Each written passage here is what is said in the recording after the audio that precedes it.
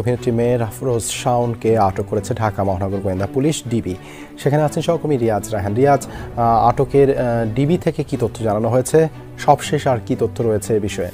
দেবাশিস, আপনি জানেন যে এই আওয়ামী লীগের দোসর মেহের আফরোজ শাওন, সে আওয়ামী লীগের আমলে সে নিজে এবং ডিবি হারুন সহ বিভিন্ন পুলিশের মাধ্যমে তার মা বাবাকে শারীরিক ও মানসিক টর্চার করে আসছিল, যে কারণেই কিন্তু তার মা বাবা এখন তার বিরুদ্ধে কঠোরভাবে মামলা করেছে এবং সেই মামলায় ইতিমধ্যেই সে ধরা পড়েছে এবং সেই মামলায় তাকে সর্বোচ্চ শাস্তি প্রদান করা হবে। অবশেষে নিজের জালে নিজেই ধরা খেলেন বিতর্কিত অভিনেত্রী মেহের আফরোজ শাওন। অতিষ্ঠ দ্বিতীয় মা নিশি ইসলাম মামলা ঠুকে দিয়েছেন শাওন সহ 12 জনের বিরুদ্ধে। মেহের আফরোজ শাওন তার বাবা মোহাম্মদ আলী, সাবেক ডিবি প্রধান হারুন ও বাড্ডা থানার পুলিশ সদস্য সহ 12 জনের বিরুদ্ধে বাদী হয়ে মামলা করেন নিশি ইসলাম নামের এক নারী। জানা যায় ওই নারী মেহের আফরোজ শাওনের বাবা মোহাম্মদ আলীর দ্বিতীয় স্ত্রী। গত বছর ফেব্রুয়ারি মাসে মোহাম্মদ আলীর সাথে বিয়ে হয় নিশি ইসলামের। বিয়ের পর মেহের আফরোজ শাওন সাবেক ডিবি প্রধান হারুনুর রশিদ ও বাড্ডা থানা পুলিশের সহায়তায় নিশি ইসলামকে নানাভাবে পুলিশি হয়রানি ও নির্যাতন করে। বাংলাদেশের স্বামী স্ত্রীর জগতে সবচেয়ে ভয়ঙ্কর এক নাম হয়েছে মেহের আফরোজ শাওন, কারণ সে সমাজে হুমায়ুন আহমেদের আদর্শবান স্ত্রী পরিচয় দিলেও সে মানুষরূপী এক ভয়ঙ্কর অমানুষ। এই মেহের আফরোজ শাওন সে নিজে এবং অসৎ পুলিশ দিয়ে নিজ মা বাবাকে বিভিন্নভাবে বিভিন্ন সময় মানসিকভাবে এবং অমানসিকভাবে অত্যাচার করেছেন এবং এই মেহের আফরোজ শাওনের মা বাবারা শেষ পর্যন্ত কিছু বুঝে উঠতে না ফেরে থানায় গিয়ে মামলা করেন। সেই মামলায় যখন তখন মেহের আফরোজকে গ্রেফতার করেন। এ বিষয়ে ভিডিওর শুরুতে দেখেছেন শিরোনাম কিছু অংশ, এবার দেখবেন সম্পূর্ণ ভিডিও জুড়ে বিস্তারিত। তার আগে আমাদের চ্যানেলে যারা নতুন আসছেন তাদের কাছে অনুরোধ, সাবস্ক্রাইব করে পাশে থাকা বেল আইকনটি চালু করে দেবেন। আর হ্যাঁ, আজকে সম্পূর্ণ ভিডিও না টেনে একটা লাইক দিয়ে দেখতে থাকুন, তাহলে ভিডিওর মূল রহস্য বুঝতে পারবেন। দর্শক আসুন এবার আমরা দেখে আসবো মেহের আফরোজকে গ্রেফতার করে নিয়ে গেছেন এবং তার আগে দেখে আসবো মেহের আফরোজ এতদিন কি কি কুকর্ম করেছেন, সেই কথা শুনে আসবো মেহের আফরোজের মার মুখ থেকে সরাসরি। আসলে এটা হচ্ছে একটা প্রথমত ঘটনা ছিল যে তারা মানে শাওনের বাবা যিনি ইঞ্জিনিয়ার মোহাম্মদ আলী, উনি হচ্ছে একটা ইয়েতে, আপনারা সবাই জানেন যে উনি একটা ম্যারেজ ইন্ডিয়ার মাধ্যমে তার সিভিটা ড্রপ করে এবং আমিও ডিভোর্সি, যার কারণে আমিও ওইখানে হচ্ছে সিভি ড্রপ করি। তো সেখানে সেভাবেই তাদের সাথে আমার মানে আলাপটা হয় বা যোগাযোগটা হয়, কিন্তু উনি আমাকে দেখার পরে হয়তো পছন্দ বা যাই হোক, তারপরে ডিবি হারুন আর হচ্ছে এডিসি নাজমুল তাদেরকে দিয়ে ফোন করায় জোর জবরদস্তি একটা পর্যায়ে আমার মানে তুলে নিয়ে যাবে যদি কথা না শুনি, এরকম কথা বলে। তো নাহলে পেন্ডিং মামলা দিবে, যেটাকে বলে যে মানে এক প্রকার জোর। তো তারপরে বিয়েটা হয়, বিয়েটা হওয়ার পরে উনি আমাকে আর কিছু মানে তখন আর কোনো সমস্যা ছিল না, কিন্তু হঠাৎই 21শে ফেব্রুয়ারি 2024 বিয়ে হয়। বিয়েটার পরে 28শে ফেব্রুয়ারি উনি আমাদের মানে বাসায় আসে। কে আসে? ওনার মেয়ে আসে, সিংজন আসে, সেজুতি আসে, ওনার হাজবেন্ড যে হচ্ছে সাব্বির, সিংজনের হাজবেন্ড যে সাব্বির আসে এবং ওনার সাথে ওনার অফিসের 2 জন লোক ছিল, মাইনুল মেবি আর হচ্ছে আর একজন ছিল মনে হয় সুব্রত দাস। তো এই কয়জন লোক আসে আমার বাসায়, এসে আমাকে মানে হুমকি ধামকি দেখেন। তখন তো আমি জানতাম না বা চিনতাম না যে এরা কারা, তো কারণ আমি তো শাওনের ফ্যামিলি বা ওরা কয় ভাই বোন বা কি বৃত্তান্ত আমি এত কিছু জানি না। এটা ছিল হচ্ছে 28শে ফেব্রুয়ারি 2024। এরপরে যখন হচ্ছে 9 তারিখে যখন আমি কুরবানিতে আলীর সাথে দেখা করলাম, তখন আলী আমার কাছে মাফ চাইলো যে না, ওরা যা করছে ভুল করছে, মাফ করে দাও এসে। তার পরবর্তীতে সে আমি আর কোনো কথা বলি নাই সেই বিষয়ে। তারপরে আসলাম হচ্ছে পরের মাসের 4 তারিখে, 4/3/2024 ওই তারিখে আমি যখন ওদের বাসায় গেলাম, কারণ ওই দিনকে আলী খুব অসুস্থ ছিল এবং তার কান দিয়ে ব্লিডিং হতো। যখন আমি ওই বাসায় গেলাম, যাওয়ার পরে ওই বাসায় ছিল তার মা, ছিল হচ্ছে সিংজন, ছিল সেজুতি তার হাজবেন্ড এবং কাজের বুয়া উপস্থিত ছিল এবং মনে হয় রান্না করে একটা ছেলেও ছিল। তো সব মিলায় ওইখানে আমাকে খুব মানে হেনস্থা করে এবং আমাকে ধাক্কা দেয়। আমার মানে গায়ে হাত দিয়ে ধাক্কা মেরে ফেলে দেওয়াটা আসলে কি বলবো এটা। যাই হোক, পরবর্তীতে আমি ওই দিন জানতে পারি যে আসলে এটা শাওনের মা। আমি তখন ক্লিয়ার হলাম যে এটা শাওনের মা, কিন্তু তার আগে সে আমাকে বলেছিল তার ওয়াইফ নাই এবং সে কাজীর যে একটা ফর্ম থাকে, রেজিস্ট্রি যে ইয়েটা কাবিননামা যেটা থাকে, সেখানে ক্লিয়ারলি লিখছে তার ওয়াইফ নাই এবং সে ওখানে নাইয়ের পরে আবার সিগনেচার করছে যে হ্যাঁ তার ওয়াইফ নাই। তো যাই হোক, এটা হয়তো শাওনরা জানে কিনা আমি জানি না, আমি সত্যি বলছি আমি জানতাম না। তো তারপর তার বাবাই যে প্রতারণা করে বা মিথ্যা কথা বলে বিয়েটা কিন্তু সে করছে, ভয়ভীতি দেখায়, তাদেরকে হুমকি ওদেরকে লাগায়, মানে ওই যে ডিবি হারুন, তারপরে হচ্ছে নজরুল, এদেরকে দিয়ে মানে আমাকে একটা ফোন টোন দিয়ে একটা বিশৃঙ্খলা করে বিয়েটা হয়।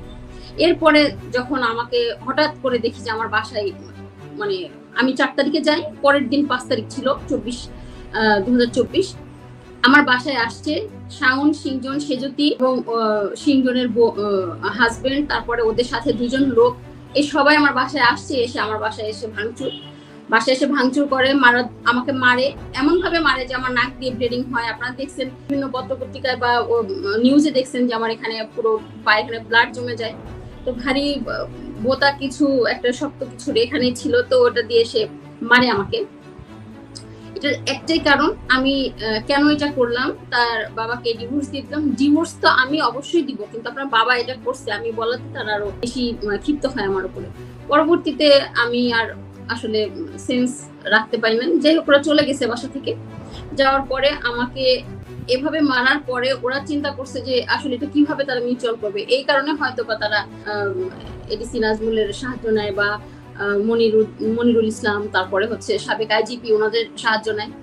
তো তখন ওর বাবাকে করলো কি, ওরা হচ্ছে একটা রিহ্যাবে নিয়ে গেল, ওই যে উত্তর আইকন কেয়ারে, ওখানে নিয়ে গেল। এবং ওই দিন ছিল রোজার দিন, 1 এপ্রিল 2024। তো সেদিন আমাকে আলী ফোন করছে, ফোন করে বলতেছে যে আমি আমার মেয়েরা আমাকে এখানে আটকায় রাখছে। তো আমার তখন তো আইফোনে আমি ভিডিও করতে পারতেছি না, আরেকটা ফোন দিয়ে আমি ভিডিও করি এবং তার কথা আমি রেকর্ড করি, যেহেতু তাকে আটকায় রাখছে। কারণ আমি তো আইনের কাছে গেলে আইনও আমাকে বলবে যে আপনার প্রমাণ কি। তো পরবর্তীতে আমি ওইখানে যাওয়ার পরে সুন্দর ওদের সাথে কথা হলো। এখানে যে ফুটেজ আছে, সিসি ফুটেজ আছে, ওই ফুটেজ দেখে আমি শাওন আমাকে করে যে এবার তাহলে ওকে আটকাতে হবে, কারণ আমার বাবা তো অলরেডি ভিডিও কল জানান দিয়ে দিছে। তো তারপরে আমাকে ওখান থেকে 1 তারিখে তার বাবাকে আটকানোর পরে 2-3 তারিখে আমার কাছে ডিবি থেকে ফোন আসে। 3 তারিখে আমার কাছে ডিবি থেকে ফোন আসে যে আপনি কি নিশি ইসলাম বলছেন? হ্যাঁ বলছি, আপনাকে একটু ডিবিতে আসতে হবে। আমি বললাম যে আমার অপরাধ। বলছেন না, আপনার অপরাধ না, আপনার সাথে একটু আমাদের স্যার সাবেক এডিসি, উনি হচ্ছে বর্তমানে ইয়েতে আছে, সিটিটিসিতে আছে, উনি আপনার সাথে কথা বলবে। আমি বললাম যে আমার কি বিষয়ে কথা বলবে? তো উনি বললো যে উনি খুবই ভালো মানুষ, খুবই ভদ্র মানুষ, আপনি আসেন। ওনার নাম ছিল এসআই শাহজালাল, ওনার নাম্বারটাও আমরা নোট করেছি মামলায়। তো বললো যে আপনি আসেন, উনি খুবই ভালো এবং ভদ্র মানুষ, কোনো সমস্যা নেই। আমি বললাম যে ঠিক আছে, আমি যাবো, আমি অসুস্থ, আমি 2-1 দিন পরে যাবো, রোজার দিন, রোজা আছে। তো বললো যে ঠিক আছে।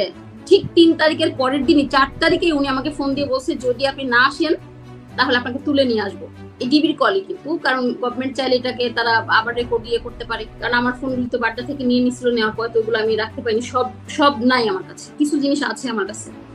তো পরবর্তীতে এই গেল হচ্ছে 4 তারিখের কথা, 4 এপ্রিল 2024 আমাকে নিয়ে ডিবিতে ডাকলো। আমি গেলাম, যাওয়ার পর আমাকে ওখানে আটকায় দেওয়ার পরে তারা হচ্ছে আমাকে প্রচুর মানে মানসিক টর্চার করে। একটা পর্যায়ে নাজমুল হচ্ছে শাওনদের হাতে আমাকে ছেড়ে দিল এবং ওরা 3 বোন, মানে একটা শেয়াল যদি একটা মুরগি পায় আসলে কি করে, একটা দল শেয়াল যদি একটা মুরগি পায় ছিঁড়ে খাওয়ার মতো অবস্থা। ওরা 3 বোন, ওর হাজবেন্ড এবং ওরা সাথে লোকজন ছিল, ওরা আমার সাথে সেরকম আচরণ করছে, মারছে। এবং একটা পর্যায়ে নাজমুল বলতেছে আসলে ওনাকে মেরে লাভ নাই, আমরা ওনাকে মামলা দিয়ে দিই, সেটাই ভালো। তো পরবর্তীতে আমাকে আসলে মামলা দিয়ে দেয়। এইভাবেই আমার মামলাটা হয় 24 সালে এপ্রিল মাসে। মামলাটা দেওয়ার পরে সুন্দর করে ওরা আমার এখানে বাড্ডা থানায় আমাকে রাত্রে সোপর্দ করে। আমি কিন্তু যাই বেলা 12টা 20 থেকে সন্ধ্যা পর্যন্ত বসায় রাখে এবং তারা, নাজমুল নিজের মুখে বলছে যে আমি হচ্ছে ছাত্রলীগ থেকে আসছি, এটা আমার আদালত, ডিবি অফিস নাকি তার আদালত, বলতেছে এটা আমার আদালত, এখানে আমি যা বলবো সেটাই হবে। খুব জোরের সাথে এবং সে খুব মানে রাফ বিহেভ করে সেগুলো বলছে এবং সে ছাত্রলীগের, সে খুব মানে ঢলাও পিটাও করে বলছে আমি যেটা বলবো সেটাই হবে। মেনে নিলাম, আমাকে বাড্ডায় দিয়ে দিছে। তার রোজা ছিল না, সবাই ওরা 3 জন এই রুমে, ওই রুমে 3, মানে 6-7 লোক ছিল, একজন রোজা ছিল না, সবাই কফি খাচ্ছিল। তো ওই অবস্থায় আমি রোজা ছিলাম, তারা আমার গায়ে হাত দিচ্ছে। তারপর আমাকে বাড্ডা থানায় দেয় রাত 9:40-এর সময়। ওসি সাহেব যখন শুনলো, সবকিছু জানলো এবং ডিবির গাড়িতে করে আমাদেরকে নিয়ে আসা হয়। নিয়ে আসার পরে সুন্দর মতো করে আমাকে ওসি সাহেব বলছেন যে আচ্ছা আপনি যে মামলাটা দিবেন, আপনার বাবা তো এখানে ভিকটিম, যতদূর আপনাদের কথা শুনে মনে হচ্ছে উনি যদি প্রতারণা করে থাকে, আপনার বাবা কোথায়? আমি বললাম স্যার ওনার বাবাকে আটকে রাখছে, এই প্রমাণ আমার কাছে আছে, আপনি দেখেন। তখন ওই প্রমাণটা তারা কিন্তু ঠিকই নিল, কিন্তু সাইফুল ছিল, তারপরে শাহ আলম ছিল, সাইফুল ইসলাম ভুইয়া ছিল আমাদের মামলার মেইন আয়ু, কিন্তু পরবর্তীতে শাহ আলম খলিফা উনি অ্যাড হওয়ার পরে ওনারা বেশ কিছু জিনিসপত্র ওখান থেকে সরায় দেয়। যতটুকু প্রয়োজন ছিল হয়তো অতটুকুই ওসি সাহেবকে দেখাইছে, কিন্তু ওসি সাহেব ওনার জায়গাতে যে না, এই মামলা আমি নিব না। ওনার কাছে নাজমুল ফোন দিল 6 বার। আপনারা গভর্নমেন্ট চাইলে এটা দেখতে পারে যে হ্যাঁ ওই সময় ফোন গেছিল কিনা। নাজমুল ফোন দিছে 6 বার। সাবেক ছিল যিনি আইজিপি ছিল, সে ফোন দেয়, মনিরুল ইসলাম ফোন দেয়, তারপরে ডিবি হারুন ফোন দেয়, দিয়ে তারা সবাই মিলে আসলে তাকে এত পরিমাণ ফোর্স করে, ওসি সাহেব কিন্তু একটা পর্যায়ে বাধ্য হয়। আমি ওসি সাহেবকে একটা প্রশ্ন করছি যে স্যার আমি প্রতারণা করছি, মেনে নিলাম, ধরে নিলাম, কার সাথে প্রতারণা করছি? আপনার সাথে। আপনি আমাকে বলেন যে আমি প্রতারণা করছি। কথায় বলে ধর্মের কল বাতাসে নড়ে। অবশেষে নিজের জালে নিজেই ধরা খেলেন বিতর্কিত অভিনেত্রী মেহের আফরোজ শাওন। নিজে বাবার বয়সী লেখক হুমায়ুন আহমেদকে বিয়ে করলেও নিজের বাবা তার চেয়ে কম বয়সী মেয়েকে বিয়ে করায় অত্যাচারের সীমা ছাড়ান শাওন। বাবাকে ও দ্বিতীয় মাকে নিয়ম করে পেটাতেন তিনি। অবশেষে অতিষ্ঠ দ্বিতীয় মা নিশি ইসলাম মামলা ঠুকে দিয়েছেন শাওন সহ 12 জনের বিরুদ্ধে। মামলা শাওনের বিশেষ বন্ধু ডিবি হারুনকেও আসামি করেছেন নিশি। ডিবি হারুন সহ যারা এই অপরাধের সাথে জড়িত তারা কেউ হাজির হন নাই। আমাদের সাবমিশনের প্রেক্ষিতে এবং নিশি ইসলামের বক্তব্য শুনে মাননীয় আদালত সন্তুষ্ট হয়ে তাদেরকে ওয়ারেন্ট ইস্যু করেন এবং বাকি 2 জনকে কন্ডিশনাল বেল দেন। গতকাল সোমবার ছিল আদালতে হাজিরার দিন। এদিন বাড্ডা থানার 2 পুলিশ সদস্য হাজির হয়ে অভিযোগ স্বীকার করে নেন। তারা আদালতকে বলেন বাড্ডা থানার তৎকালীন ওসির নির্দেশে তারা নিশি ইসলামকে আটক নির্যাতনে অংশ নেন।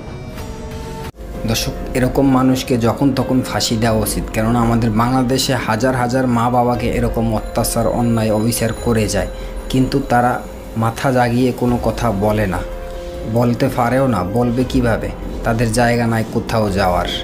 দর্শক, আজকের ভিডিও এ পর্যন্ত। নতুন কোনো ভিডিওয়ে কথা হবে নতুন কোনো বিষয় নিয়ে। ততক্ষণ আমাদের সাথে থাকবেন। আসসালামু আলাইকুম, আল্লাহ হাফেজ।